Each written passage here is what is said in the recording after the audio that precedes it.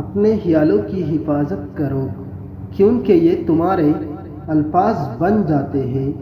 اپنے الفاظ کی حفاظت کرو کیونکہ یہ تمہارے اعمال بن جاتے ہیں۔ اپنے اعمال کی حفاظت کرو کیونکہ یہ تمہارا کردار بن جاتا ہے۔ اپنے کردار کی حفاظت کرو کیونکہ یہ تمہاری پہچان بن جاتا ہے۔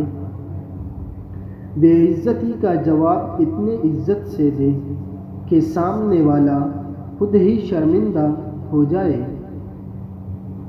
آنسو کا جاری نہ ہونا دل کی سختی کی وجہ سے ہے۔ دل کی سختی گناہوں کی کثرت کی وجہ سے ہے۔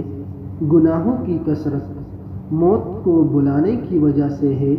موت سے غفلت لمبی امیدوں کی وجہ سے ہے۔ لمبی امیدیں دنیا کی محبت کی وجہ سے ہے۔ دنیا سے محبت ہر گناہ کی جڑ ہے۔